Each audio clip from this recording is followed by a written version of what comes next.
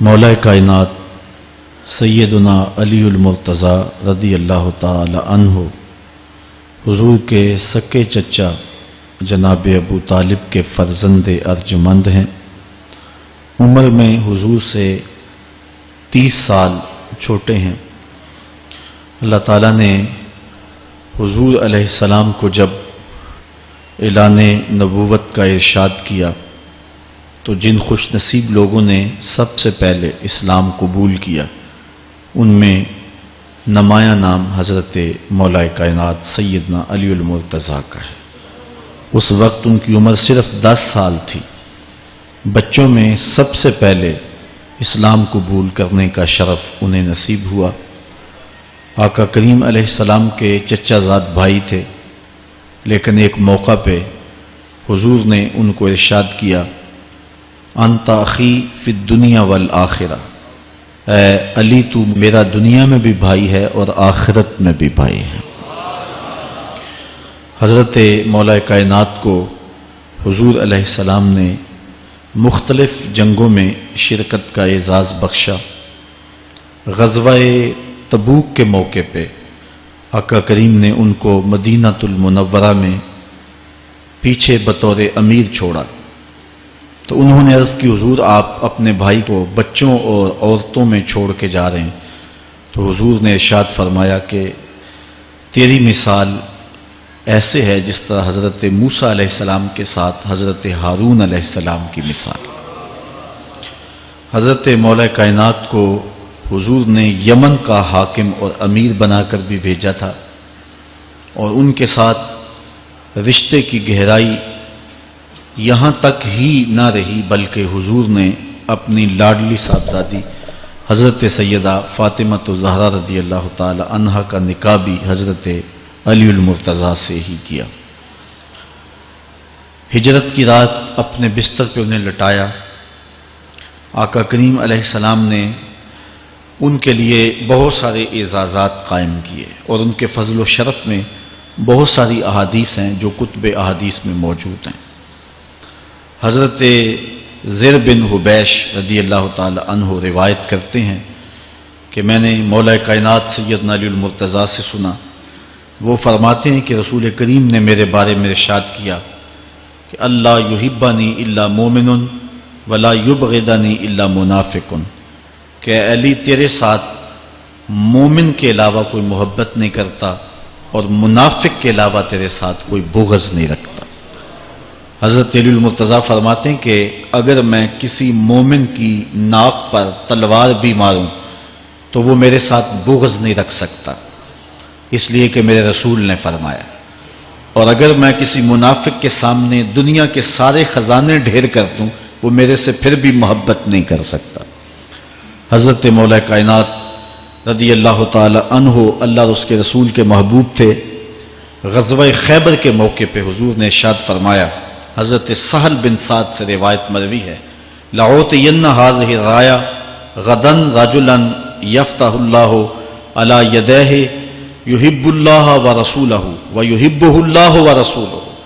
فرمایا کہ یہ کل میں اس شخص کے ہاتھ میں پرچم دوں گا کہ جو اللہ اس کے رسول سے پیار کرتا ہے اور اللہ اس کا رسول اس سے پیار کرتے ہیں، اور اللہ اس کے ہاتھوں سے فتح عطا کرے گا۔ کہتے ہیں اگلے دن ہر شخص کے سینے میں دل مچل رہا تھا کہ حضور ہمارا انتخاب کریں اور جھنڈا ہمیں عطا کر دیں، لیکن فرماتے ہیں کہ حضور نے ارشاد فرمایا، این علی بن ابی طالب، علی بن ابی طالب کہاں ہے؟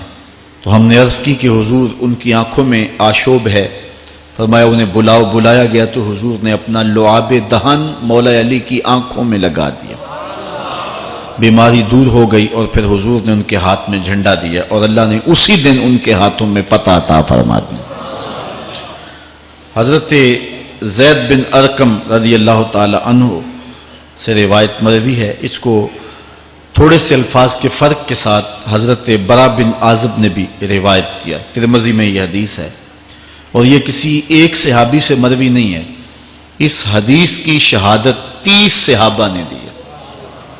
بعض علماء نے لکھا ہے کہ یہ حد تواتر تک پہنچتی ہے، اور یہ صحیح ترین حدیث ہے 30 صحابہ نے یہ حدیث حضور علیہ السلام سے سنی اور اس کی گواہی دی۔ حضرت زید بن ارقم رضی اللہ تعالیٰ عنہ روایت کرتے ہیں کہ حضور نے ارشاد فرمایا من کنت مولا ہو فعلی مولا، جس کا میں مولا ہوں اس کا علی مولا ہے۔ حضرت عمران بن حسین روایت کرتے ہیں کہ حضور نے مولا کائنات سیدنا علی المرتضیٰ کے بارے میں ارشاد کیا ان علی منی وانا منہ فہو ولی کل مومن، علی مجھ سے ہے اور میں علی سے ہوں اور وہ ہر مومن کا ولی ہے۔ حضرت ام سلمہ کہتی ہیں کہ میں نے حضور سے سنا ارشاد فرماتے تھے لا یحب علی منافق ولا یبغضہ مومن، علی سے منافق پیار نہیں کرتا اور مومن بغض نہیں رکھتا۔ اور ایک حدیث میں حضور نے فرمایا من سب علی فقد سبنی، جس نے علی کو گالی دی اس نے مجھے گالی دی۔ حضرت مولا کائنات رضی اللہ تعالی عنہ کے حوالے سے ایک فرمان سن لیجئے اور میں اپنے مضمون کی طرف آتا ہوں۔ حضرت مولا کائنات کی ذات کو حضور نے معیار بنایا۔ مسند امام احمد بن حنبل میں روایت ہے، مشکات میں روایت ہے، نہج البلاغہ میں اور باقی کتابوں میں کہ حضرت علی المرتضیٰ فرماتے ہیں کہ حضور نے مجھے دیکھ کر کے کہا کہ اے علی تیری مثال حضرت عیسیٰ علیہ السلام کی ہے کہ ان کی وجہ سے ان کے معاملے میں آ کے 2 لوگ برباد ہوئے۔ ایک وہ لوگ جنہوں نے اتنی محبت کی کہ ان کو ابن اللہ، اللہ کا بیٹا کہہ دیا، وہ بھی برباد ہو گئے۔ اور دوسرا گروہ وہ کہ جنہوں نے ان کے ساتھ بغض رکھا اور ان کی ماں پہ تہمت لگائی، وہ بھی برباد ہو گئے۔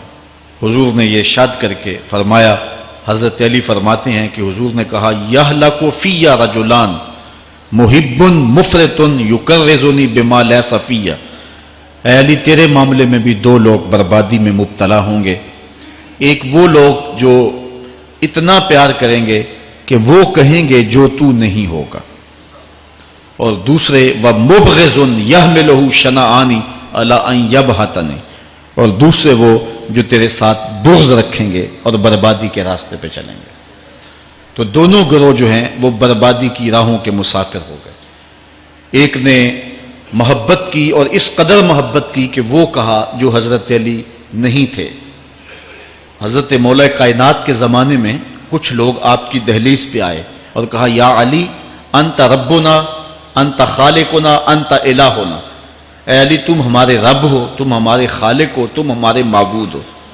تو حضرت علی المرتضیٰ نے فرمایا کہ استغفر اللہ، اللہ تعالیٰ جل شانہ ہی خالق ہے اور وہی مالک ہے اور وہی معبود برحق ہے۔ انہوں نے پھر یہ بات کہی تو جب تیسری مرتبہ کہا تو حضرت علی نے ان کی گردنیں کاٹ دیں۔ تو یہ آج بھی لوگ موجود ہیں ہمارے ملک میں، ہمارے ضلع میں لوگ ہیں جو علی اللہ کا نعرہ لگاتے ہیں، اور یہ بدترین لوگ ہیں اور معاشرے کی تل چھٹ ہیں، اور یہ محبت میں گمراہ ہو گئے اور انہوں نے حضرت علی المرتضیٰ کو خدا اور الہ کہہ دیا۔ دوسرا طبقہ ہے جو حضرت علی المرتضیٰ کو الہ اور خدا تو نہیں کہتا، لیکن انہیں نبیوں سے افضل مانتا ہے۔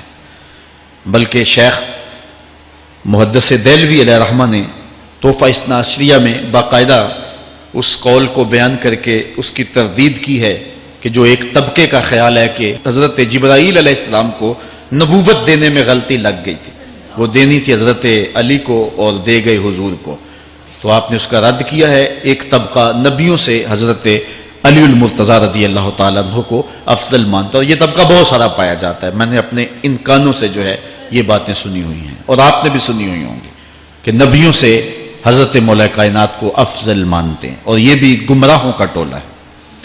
تیسرا طبقہ وہ ہے جو نبیوں سے افضل تو نہیں مانتا لیکن معصوم مانتا ہے، یہ گمان کرتا ہے کہ حضرت علی رضی اللہ تعالی عنہ بھی اس شان کے مالک ہیں جو معصومیت کی شان انبیاء علیہ السلام کو دی گئی۔ یہ 12 امام اور 14 معصوم کا لفظ آپ نے سنا ہوگا، ہمارے جاہل مولوی بھی بول دیتے ہیں بعض کا، معصوم صرف انبیاء کی ذوات ہیں۔ اولیاء اہل بیت محفوظ ہیں، معصوم نہیں ہیں۔ معصوم صرف ذوات انبیاء ہیں اور یہ انہی کا اعزاز ہے، ان کے علاوہ یہ اعزاز کسی اور کو حاصل نہیں ہو سکتا۔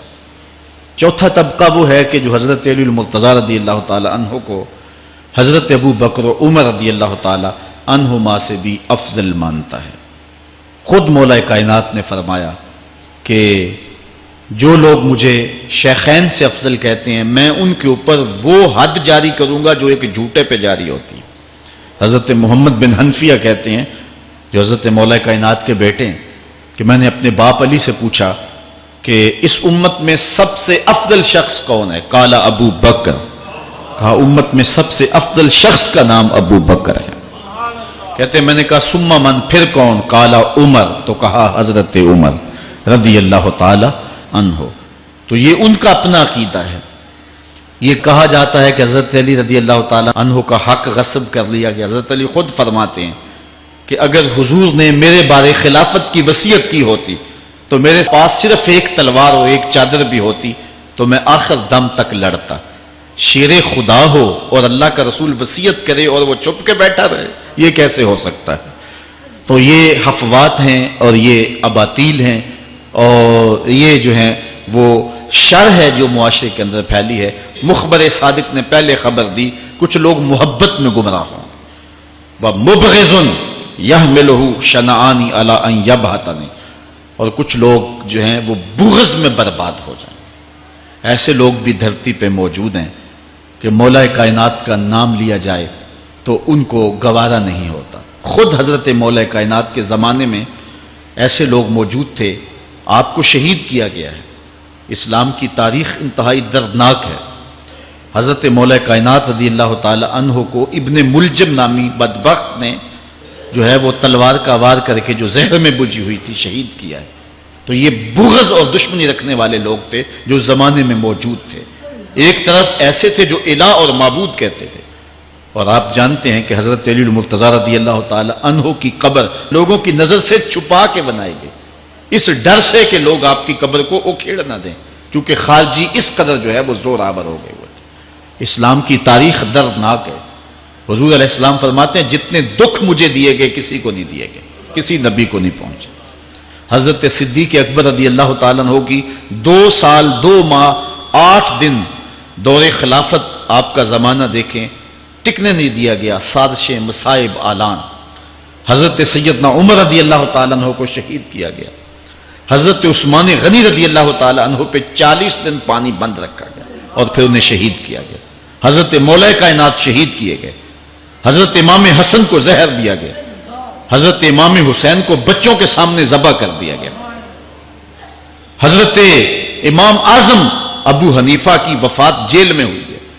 امام احمد بن حنبل کے بدن پہ اتنے کوڑوں کے نشان تھے کہ جب قمیض اٹھاتے تھے تو ہر جگہ کوڑوں کے نشان ہی نظر آتے۔ امام مالک کو مدینے کی گلیوں میں گدھے کے اوپر بٹھا کے کالا منہ کر کے وقت کے حاکم نے پھرایا۔ حضرت مجدد الفسانی علیہ رحمہ کو گوالیار کے قلعے میں جو ہے وہ قید کیا گیا۔ علامہ فضل حق خیر آبادی کو جزیرہ انڈمان کالے پانیوں کی سزا دی گئی۔ اہل حق کی تاریخ دیکھیں، دردناک تاریخ ہے۔ آج بھی کابل میں، کندھار میں، قلعہ جنگی میں، دشت لیلہ میں، تورا بورا میں، تکریت میں، موصل میں، بغداد میں، کشمیر میں، غزہ میں، یہاں برما میں دیکھو کون سی قیامت نہیں توڑی جا رہی ہے۔ ہمارے ساتھ ماضی دیکھیں تو ہمیں بغداد کی وہ دردناک کہانی سامنے آتی ہے جب انسانی کھوپڑیوں کا مینار تعمیر کیا جا رہا ہے اور منگول سردار نے اپنی فوج کو حکم دیا تھا کہ جو کسی مسلمان کا سر نہیں لائے گا اس کا سر کاٹ کے اس مینار پہ لگائیں گے۔ پھر لوگ پیسے لے کے پھرتے تھے کہ مسلمان کا پتہ دے اور اس کی کھوپڑی کاٹی جائے۔ کچھ لوگ جان چھپانے کے لیے تہ خانوں میں گھس گئے، پھر دجلہ کا بند توڑا گیا، 1.25 لاکھ لاشیں ہم نے تہ خانوں سے نکالی تھی۔ اندلس کی تاریخ پڑھیں، ہمارے ساتھ جو قیامت توڑی گئی۔ مصر کے اندر 30,000 فاطمی کو شہید کیے گئے۔ غریب و سادہ و رنگی ہے داستان حرم، نہایت اس کی حسین اور ابتدا ہے اسماعیل۔ یہ اسلام کی تاریخی درد سے، خون سے بھری پڑی ہے۔ تو حضرت مولا کائنات سیدنا علی المرتضیٰ رضی اللہ تعالی عنہ کو اس وقت اگر خدا کہنے والے بدبخت تھے تو ان کو شہید کرنے والے اور اس ڈر سے کہ ان کی قبر کو کھیڑ نہ دیا جائے، خارجی اتنے زور آور ہیں تو ان کو جو ہے وہ لوگوں کی نظروں سے چھپا کر کے جو ہے وہ رکھا گیا۔ اور ایک دور وہ بھی آیا کہ ممبروں پہ بیٹھ کے مولا علی کو گالیاں دی جاتی تھی۔ یہ تاریخ میں یہ دور بھی آیا، آپ پڑھیں تاریخ۔ بنو امیہ کا ایسا دور بھی دنیا نے دیکھا ہے.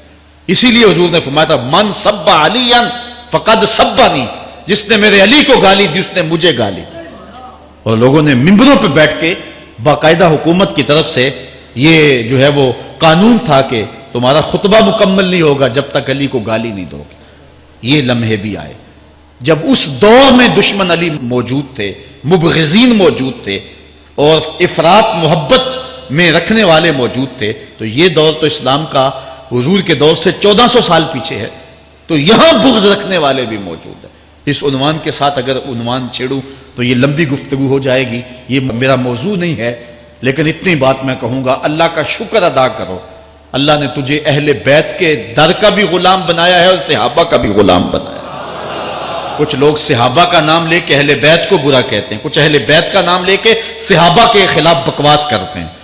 ہمارے بزرگ فرمایا کرتے تھے صحابہ نبی کے در والے ہیں، اہل بیت نبی کے گھر والے ہیں. ہم کہتے ہیں گھر والوں تجھے بھی ہمارا سلام، در والوں تجھے بھی ہمارا سلام. ہم در والوں کو بھی سلام کرتے ہیں، گھر والوں کو بھی سلام کرتے ہیں. کسی نے حضور خطیب الاسلام سے پوچھا تھا کہ حضرت عائشہ افضل ہیں یا حضرت فاطمہ افضل ہیں. پوچھنے والے نے تو صاحب کو پھنسانا چاہا تھا، لیکن جن کے عقیدے صاف ہوں وہ پھنستے نہیں ہیں، ان کے عقیدے واضح ہوتے ہیں. تو حضرت صاحبزادہ نے فرمایا کہ میاں اگر دیکھو بیٹی ہونے کی حیثیت سے تو فاطمہ بیٹی ہے نبی کی اور عائشہ بیٹی ہے ابو بکر کی. ابو بکر کی بیٹی نبی کی بیٹی سے افضل تو نہیں ہو سکتی. اور اگر دیکھو بیوی ہونے کی حیثیت سے فاطمہ بیوی ہے علی کی اور عائشہ بیوی ہے نبی کی. علی کی بیوی نبی کی بیوی سے افضل تو نہیں ہو سکتی. تو یہ اپنے عقیدے کو واضح کر دیا. اللہ آپ کو سلامت رکھے اور حق کی راہوں کا مسافر.